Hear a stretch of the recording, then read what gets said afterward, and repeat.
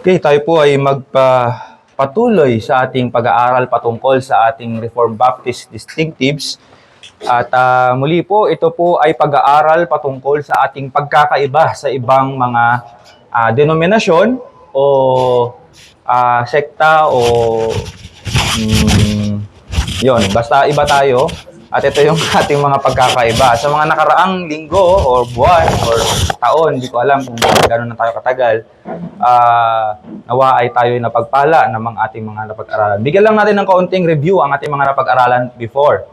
So nakita natin, ito po yung mga parang struktura ng ating pag-aaral simula nung tayo ay nagsimula. Nakita po natin yung sa ortodoksiya, kung saan nandun po yung unang 400 years na mga katuruan na mula sa ating mga fathers. At tayo po ay nagbebenepisyo dahil sa kanilang pag-aaral. At nakita rin po natin yung mga evangelical teachings, nakita rin natin yung mga reform, at ating pagbubulayan po sa mga susunod na linggo ay patungkol po sa mga distinctives o pagkakaiba patungkol sa ating pag-aaral sa Puritan. At pagkatapos po noon, titignan natin yung sa Baptist bilang mga Baptist. Okay? So, alam niyo po ba na kayo ay Baptist?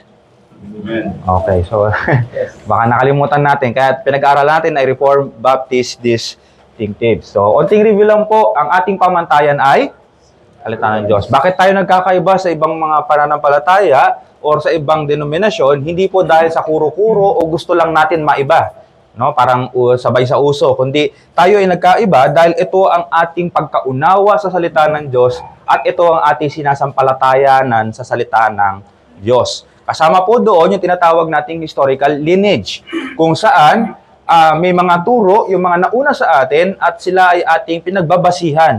Again po, itong mga nauna sa atin ay hindi po otoridad sa atin, kundi sila lamang po ay guardrails para hindi tayo lumayo doon sa ating sinasampalatayanan. Kasi katulad po ng isang pagtuturo na kung tayong lahat ay pupunta sa isang kwarto, kanya-kanyang kwarto, at may dala tayong Biblia, paglabas natin, iba-iba yung ating paniniwala.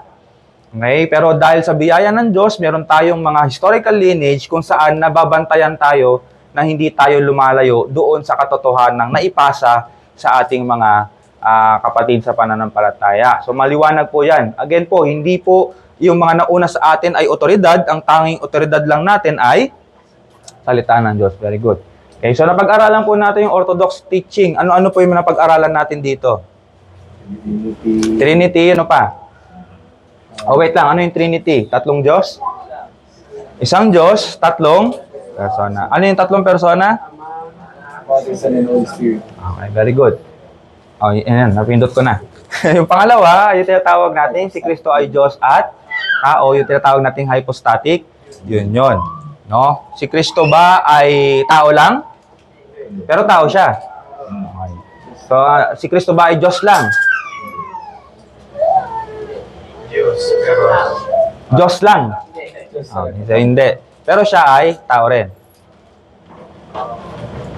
Huwag kayong matakot, mga kapatid. Si Kristo ay Diyos at tao. So, huwag tayong matakot doon. Napindot ko ulit. Ano yun? Muli yung pagkabuhay ni Kristo. Pag wala po ang resurrection, mga kapatid, hindi tayo maliligtas. Okay? Pero dahil merong resurrection, naniniwala tayo na si Kristo ay nabuhay na muli, lahat ng kanyang sinabi ay totoo. Okay? Kaya yung Diyos na ating sinasamba ay buhay. Okay? So, anong next natin pinag-aralan? Pinag-aralan natin yung sino nakakaalala na to? Okay. Ha? Saving grace. Okay, biyayang kaligtasan. No? Tayo ay naligtas sa pamagitan lamang ng biyaya. Si Kristo ang ating, wala nang ibang tagapamagitan. Pamagitan ba natin si Maria?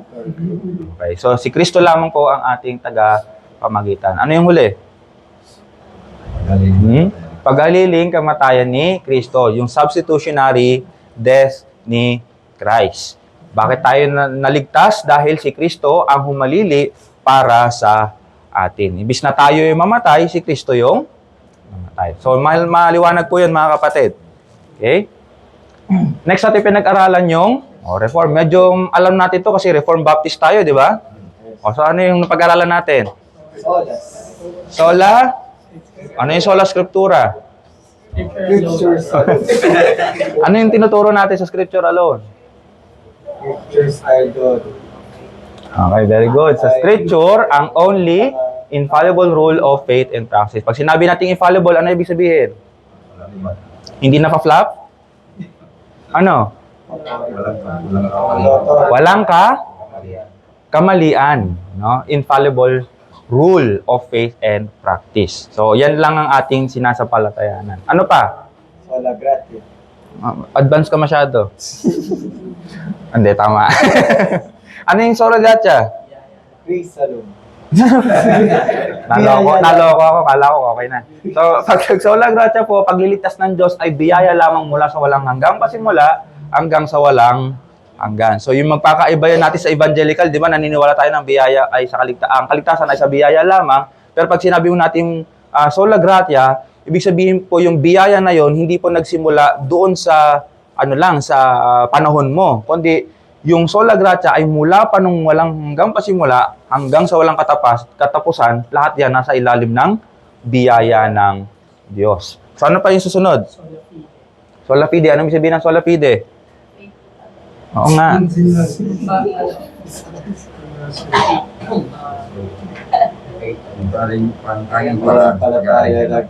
Okay, very good. So, tanging paraan upang ariing ganap ang isang tao sa harap ng Diyos ay sa pananampalataya sa gawa ni Kristo. So, ito lamang po yung tanging paraan. Ano po yung sabihin ng pag-aaring ganap? In English naman, no? Ano yung sabihin ng pag-aaring ganap? Okay, sa harapan ng Diyos tayo ay matuwid.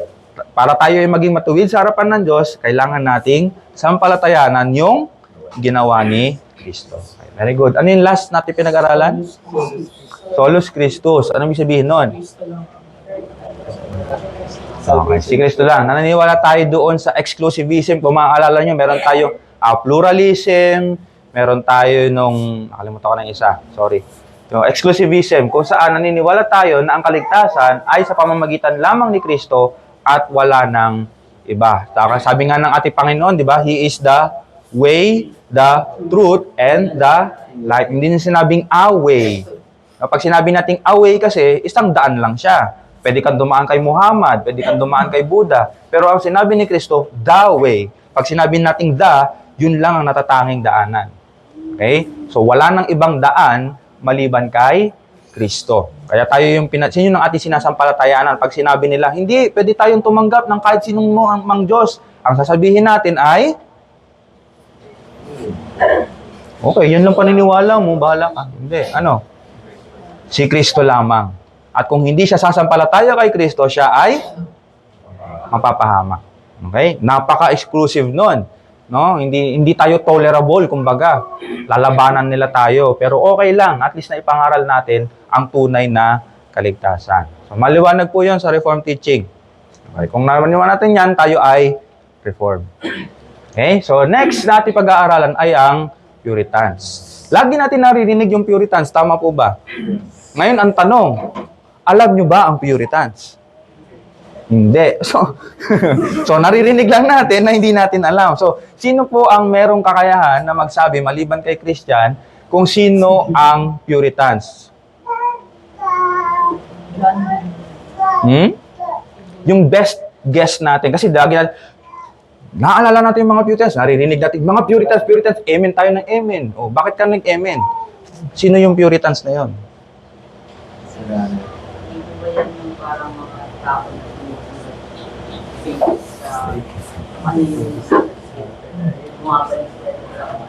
Tawag natin doon Christian. Tsaka Reformed. Ano yung pagkakaiba ng pagiging Puritan?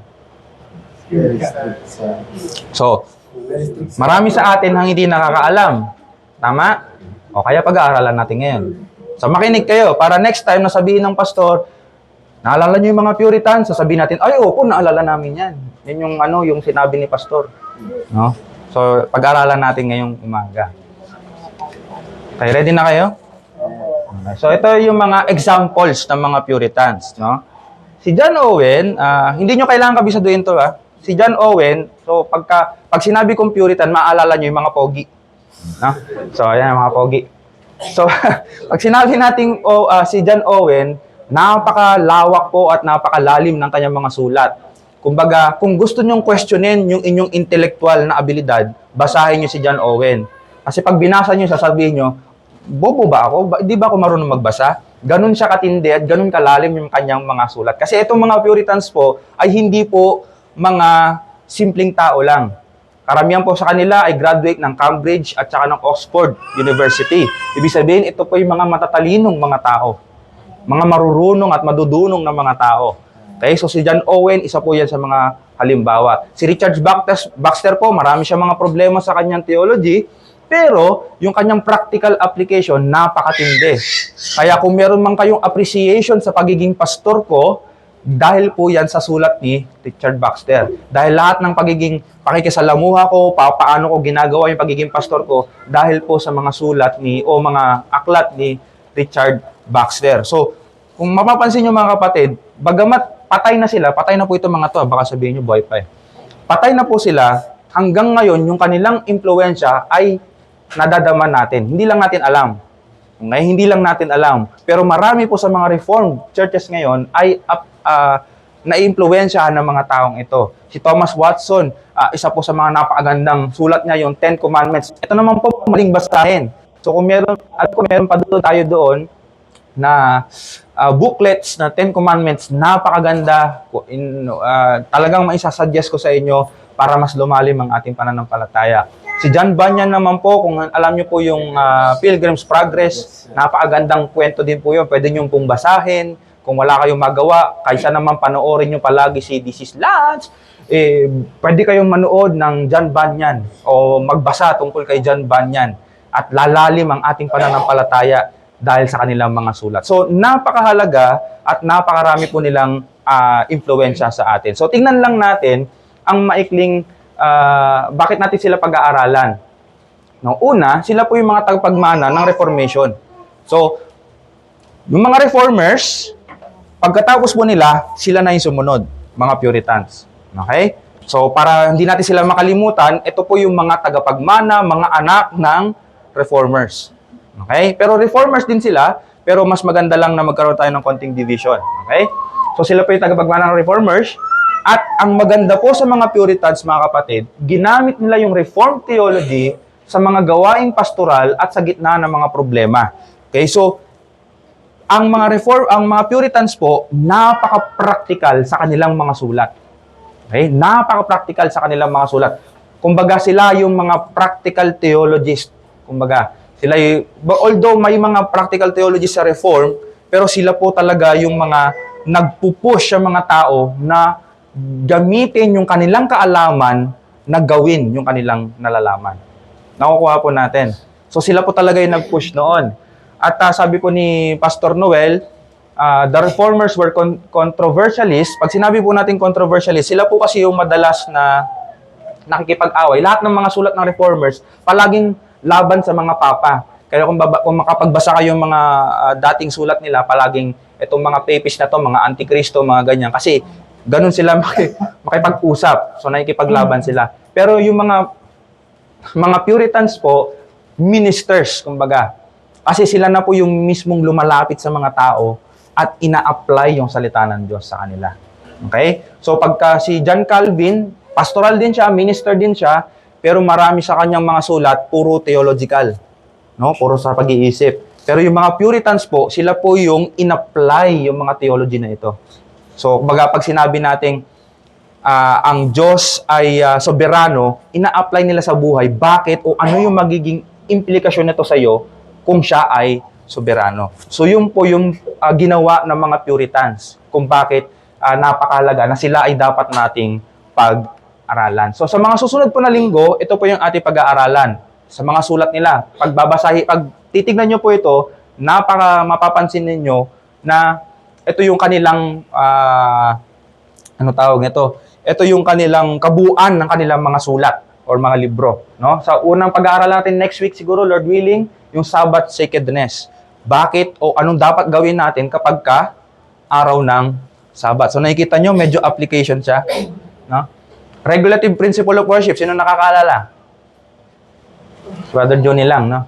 So, pag sinabi natin regular principles of worship, ito yung mga dapat nating gawin sa loob ng church. So, napaka-applicatory, no? Siyempre ito, number 3, universal holiness sa loob ng church at sa ating buhay. At siyempre, yung danger of apostasy. Sino po nakakaalam ng salitang apostasy? Pagtalikod, pagtalikod ng mananampalataya, no? So pag-aaralan din natin 'yan sa mga susunod na linggo kung hindi pa ako mamatay or kung hindi pa kayo kunin ni Lord. Pag namatay kayo, edi alam niyo na lahat kasi andun na eh. Pero yan ang ating plano, okay? So, onting history lang ang ating pag-aaralan kung saan sila nanggaling. Na? Sa Reformation po, alalahanin natin ng Reformation, maraming Katoliko laban sa mga Protestante. So, naglalaban yan. Kaya nga Protestante, galing sa salitang protest, di ba? So, nagpo-protesta sila, naglalaban silang dalawa. At kasabay nito, yung pagpapalit-palit ng mga hari.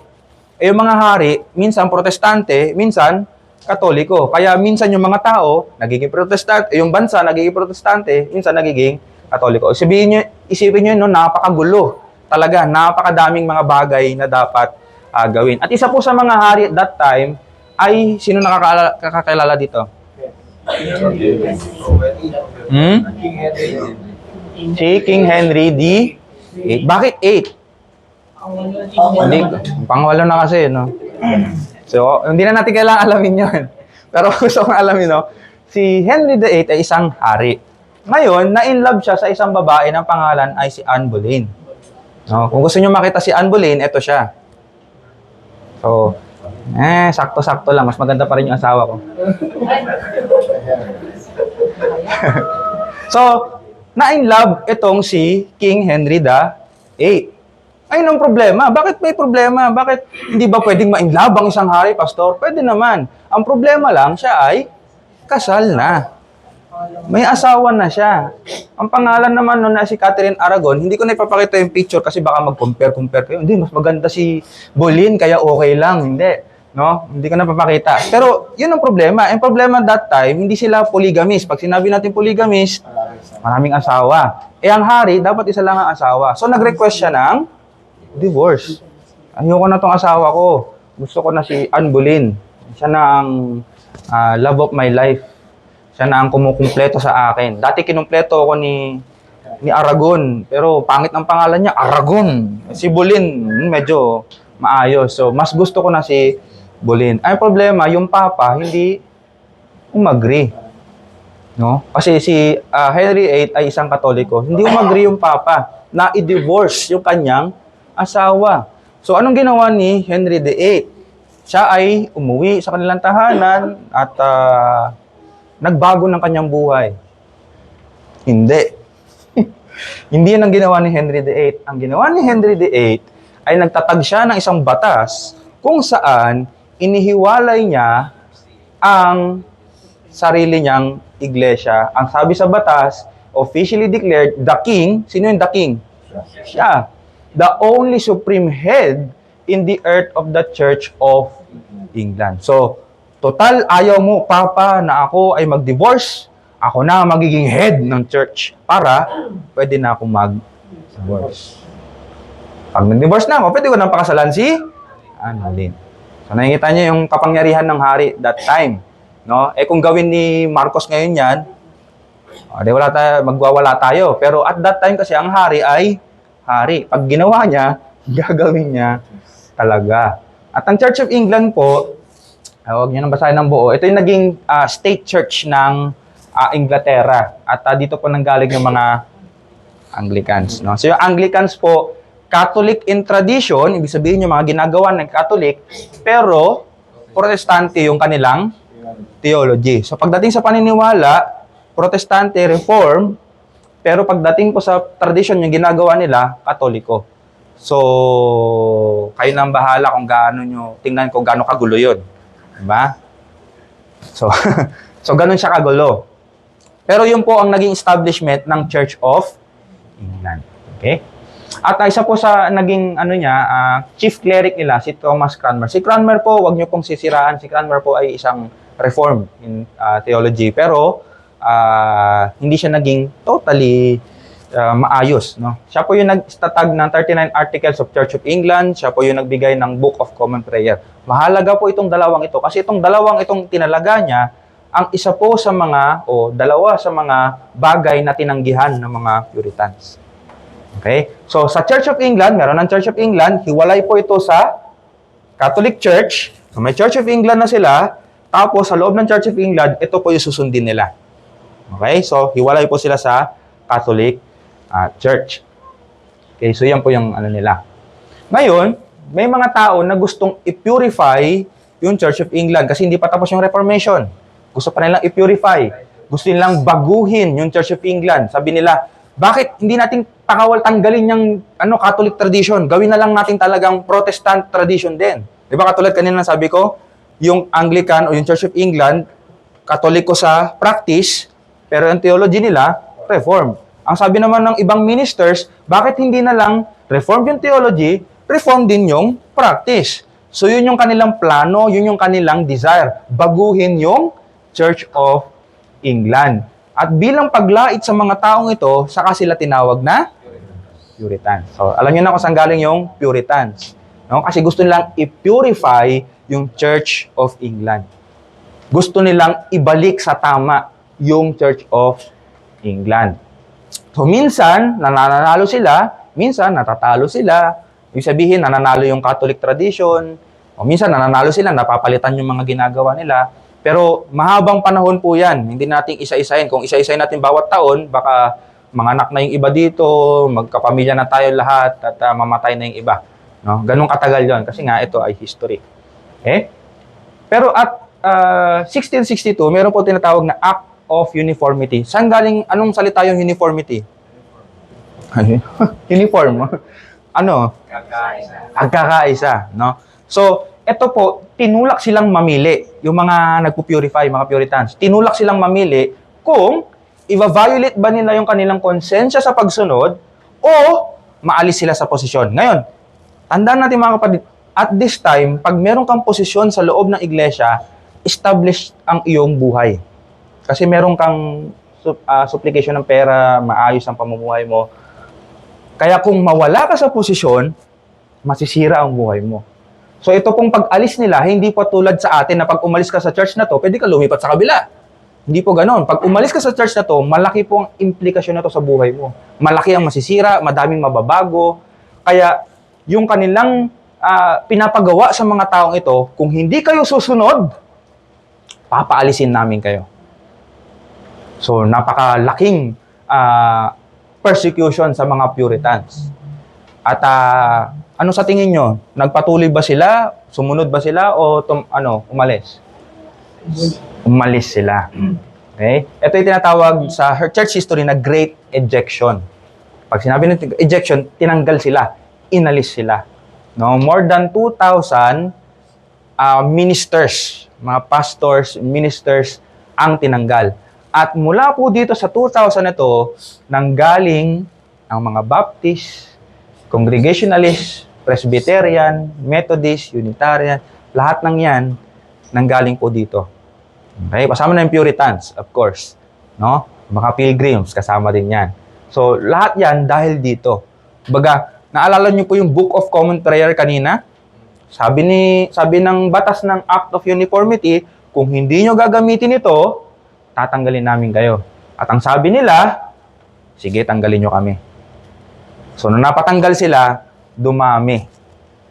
Okay? Nagpalaganap sila sa pamamagitan ng iba't ibang sekta. Okay? So, yun po ang nangyari. Doon po galing yung mga Puritans natin. Okay? Maliban po doon, may mga nag-stay kasi. No? Karamihan po sa mga Puritans, millions, ang nag-stay sa Puritans para meron pa rin po kasi silang, vision or desire na baguhin pa rin yung Church of England. So, bagamat pinaalis na sila, nangangaral pa rin sila, nagpipray pa rin sila para mabago yung Church of England. Pero yung iba, umalis. No? Yung, may nauna po sa kanila yung mga pilgrims, kilala siya yung pilgrims?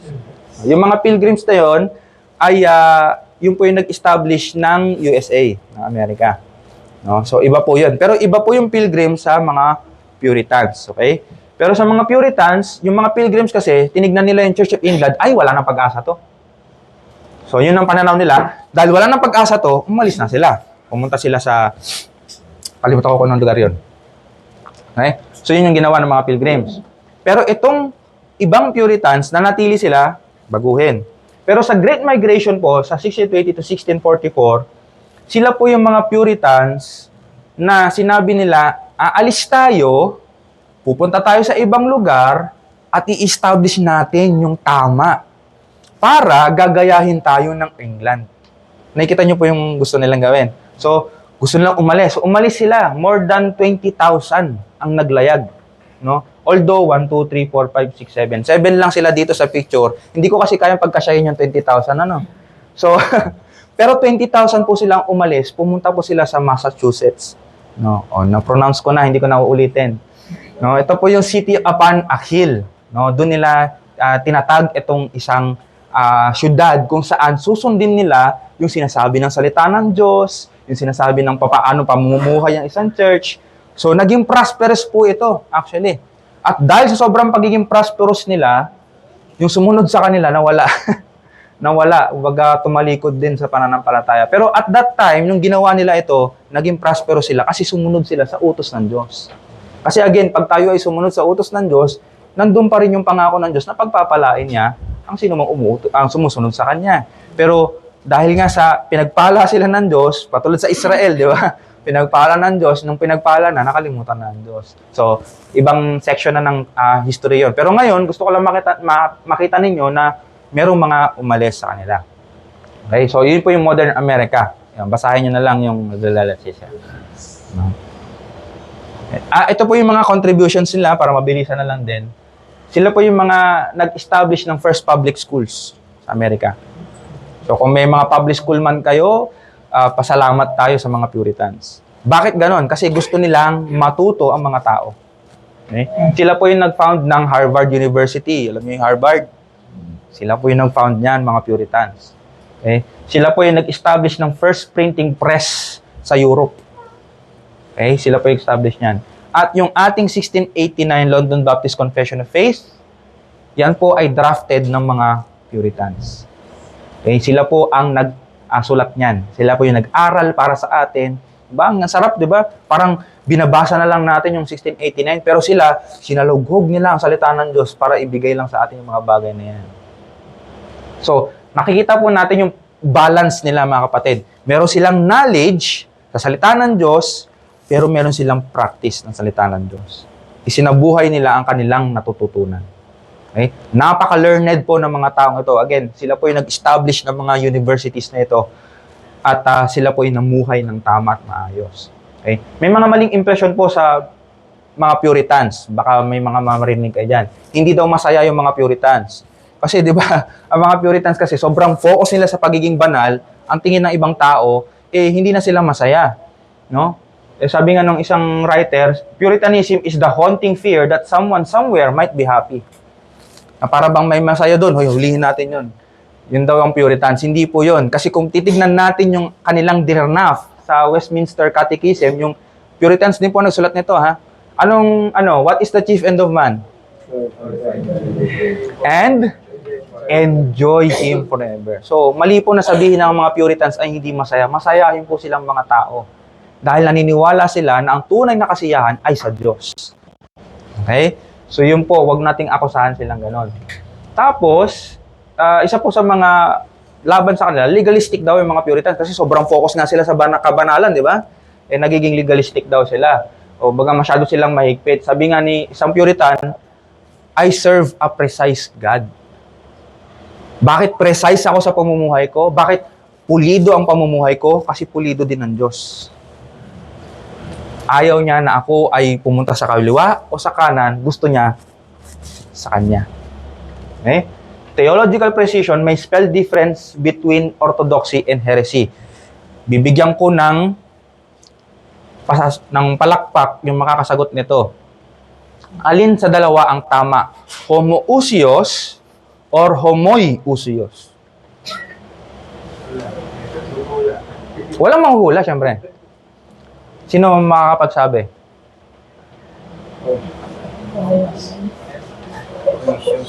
Mukhang parehas lang, di ba? Hindi, heresy yung isa eh. Walang mag-chat GPT, duga naman.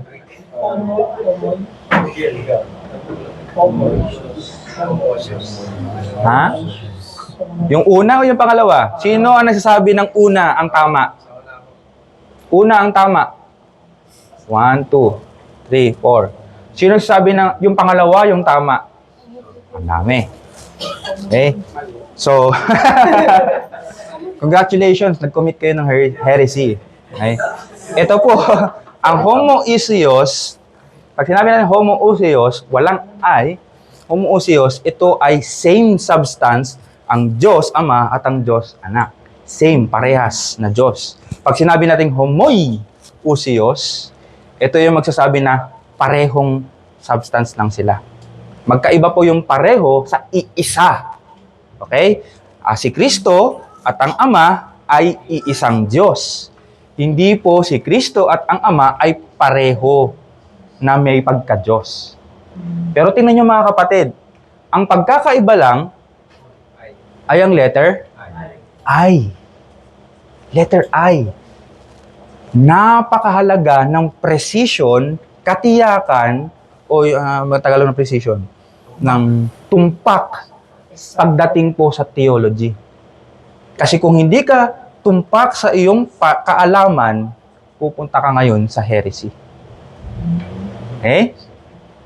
Kaya nga ang mga Puritans, napakasipag nila sa pag-aaral kasi ayaw nilang magkamali sa kanilang kaalaman. Okay? So at least, nakita natin kung gaano kahalaga, no? So yung mga dating heretic, wala na. So saan na tayo? Homoousios. Very good. Precision in theology and ethics is different from legalism. Tandaan natin mga kapatid, ang precision sa theological ay hindi po legalista. Paano tayo nagiging legalista? Yung damit sa pagsamba. Pag dyan tayo nagiging precision. No? For example, pag hindi kayo naka-long sleeve, mga demonyo kayo. Ha? Nakukuha niyo mga kapatid, pag nagiging precise tayo doon, yun ang legalista. Bakit? Kasi anong inutunuro sa atin ng Diyos? Modest lang. Nakukuha natin mga kapatid? So, pag tayo naging precise sa ethics, sa mga bagay-bagay, o bakit ba't mahaba ang buhok niyan, bakit ganyan, bakit may tattoo yan, yan tayo nagiging legalista. Okay? Pero pag sinabi natin, oy, mali, dapat homoousios, hindi homoiousios. Hindi po pagiging legalista yon. Yun po ay pagiging precise sa theology. Okay? Pero wag nating sabihin na yung mga Puritans ay perpekto. Kasi yung mga Puritans po, may mga pagkakamali rin sila. Hindi po sila perpektong tao. Napakarami nilang pagkakamali. Isa po sa pagkakamali nila ay yung pagpatay doon kay King Charles I. So may mga Puritans, naalala natin yung mga natirang Puritans sa England. Nanalo sila actually. Nanalo sila. Pero nung nanalo sila, pinatay nila yung hari. Nung pinatay nila yung hari, yung kanilang pagkapanalo parang nawala din. Kasi, bakit pumatay kayo ng hari? Yun ang sinasabi nila. At kung mapapansin nyo yung mga San Carlos, ito po kasing hari na ito ay Catholic. No? So, nung pinatay nila yung Catholic na ito, yung sa Vatican, ginawa siyang santo. So, pag may nakita San Carlos, siya yun. Yung pinatay ng mga Puritans. Okay? O, hindi ko sinasabi na hindi na kayo pwede pumasok doon, ha? Pero sinasabi ko lang, may pagkakamali sila. Pumatay sila. At meron din isa sa mga sikat, yung tinatawag na Salem witch hunt. No? Dahil gusto nga nila maging banal. Pag merong mga witch doon, may mga bata kasi na nagbiro-biro na merong witch daw sa kanila. So, nag-hunt sila ng mga witch, mga babae kadalasan, at pinapatay nila yung mga babae na yun. Ngayon, ang tanong ko sa inyo, nasa Biblia ba yun? Meron sa Old Testament. Pero hindi nila tinignan yung magandang, application ng law ng Diyos. Baga, naging rigid sila pagdating doon. So, nagkamali sila doon. At pagka binato sa inyo to ng mga tao, bakit ka naniniwala sa Puritan? Sila yung pumatay sa Salem witch. Sabi mo, oo. Pinaniniwalaan ko yun. Pero hindi ibig sabihin na hindi na sila pwedeng gamitin ng Diyos. Okay? Si David ay umatay din, nangalon niya. Pero hindi ibig sabihin, hindi na siya pwedeng gamitin ng Diyos. So, same din sa mga Puritans. May pagkakamali sila, nagkasala din sila, pero hindi ibig sabihin na ang kanilang mga sinulat ay hindi na mahalaga. Okay? Ano aplikasyon natin mga kapatid? Mahalaga pag-aralan ng mga Puritans. Bakit? Hinahamon nito yung pamumuhay natin. So makikita natin yung pagbabago na meron sa kanila, dinidesire din natin na gawin sa atin ng Diyos yun. Kung paano sila nag-seek ng Word of God para malaman kung paano sila lumakad sa mundong ito, dapat meron din ganun tayong passion sa salita ng Diyos. No, katulad ng ating napakinggan kanina, hindi dapat tayo maging hungkag sa pagkaalaman. Kasi ang kaalaman ang magbibigay sa atin ng direksyon sa ating pamumuhay. No? At syempre, nagpakita din sila magandang halimbawa. Yung mga nauna, no, grabe yung kanilang yung pagsiya sa salita ng Diyos. Pag tinignan natin kung paano sila mamuhay, kung paano nila binigyan ng halaga yung Lord's Day, paano nila bigay halaga yung araw sa church, yung pamumuhay nila, araw-araw nila, yung family worship nila, yun ang magandang halimbawa. Pero, nagtuturo din sa atin to na maging maingat sa pagsisiyasat. Ibig sabihin, bagamat sila ay magandang halimbawa, hindi ibig sabihin na lahat ng kanilang ginagawa ay tama. So, nagtuturo sa atin na maging maingat tayo sa pagsisiyasat. O, hindi lahat ng naririnig natin, nababasa natin, yun na ang katotohanan. Hindi porket sinabi ni Pastor Mark, yun na yung truth. Hindi po, kailangan nyo alamin sa salita ng Diyos, saliksikin yung salita ng Diyos, dahil ang salita ng Diyos ang katotohanan. Okay, so, kahit nasabihin ni John Calvin, kahit nasabihin ng mga Puritans, kahit sabihin nila Richard Baxter kanina, nila John Bunyan, kapag hindi ito ayon sa salita ng Diyos, hindi natin susundin yung mga taong ito. Okay? So, yun, nagtuturo sa atin na magsiyasat sa salita ng Diyos. Hindi pwedeng sabi ka na, hindi, ayoko sa kanya, nang hindi mo binibigay kung bakit. Kailangan alam mo kung bakit. At malalaman mo lang yon kung ikaw ay knowledgeable sa salita ng Diyos. Okay? So lastly, Hebreo 13 verse 7, alalahanin ninyo ang mga namumuno sa inyo, silang nagsalita sa inyo ng salita ng Diyos, tingnan ninyo ang kinalabasan ng kanilang pamumuhay, tularan ninyo ang kanilang pananampalataya. Napaka-clear na utos po sa atin ng Diyos na dapat nating tignan, alalahanin, tularan yung mga nauna sa atin. At isa po yun sa mga nauna sa atin, yung mga Puritan fathers natin. Kaya napakahalaga na ating pag-aralan. Iwaksi natin sa isipan natin, ay, matanda na ako, hindi, kailangan mong pag-aralan kasi may mga sulat din sila patungkol sa matatanda. Ay, hindi ako nakapagtapos, okay lang yan mga kapatid, dahil may mga sulat din sila patungkol sa mga hindi nakapagtapos. So, lagi natin tatandaan mga kapatid, kailangan nating malaman yung mga salita ng Diyos para ito yung ilalagay natin sa ating mga puso at yun ang magbibigay sa atin ng pagsunod sa Diyos. Okay? So, sa mga susunod na linggo, pag-aaralan natin ang patungkol sa kanilang mga isinulat sa mga Puritans. Tayo po ay manalangin. Salamat po sa inyong biyaya. Salamat sa pagpapakita sa amin ng mga nauna sa aming mananampalataya. Nagpapatunay po sa amin, Panginoon, na ang inyong pagkilos ay hindi lang sa panahon namin ngayon, kundi sa mga nauna pa. Kaya kami po ay nagpapasalamat sa inyo dahil hindi po tumigil ang paglaganap ng Ebanghelyo. Hindi po tumigil ang banal na Espiritu sa pagbubukas ng mga puso, sa pagbibigay ng mga katotohanan. Kaya kami po ay umaasa na patuloy niyong tulungan ng inyong iglesia dito sa Juan Luna. Ama, iglesia niyo po ang mga nauna sa amin, ang mga Puritans. Pero iglesia niyo rin po kami, Panginoon. Kung paano pinagpala niyo po sila sa inyong mga salita, patuloy niyo rin pong pagpalain ang iglesia niyo dito sa Juan Luna. Nawa, Panginoon, lalo pa namin makilala si Kristo, makita ang kanyang mga pinag-uutos sa amin upang sa ganon magawa namin at ang buhay na tinubos ng aming Panginoon ay magbigay na nolhati sa inyong pangalan. Ito po ang aming samot dalangin sa pangalan ni Jesus. Amen. Dito pa natatapos ang ating Sunday School.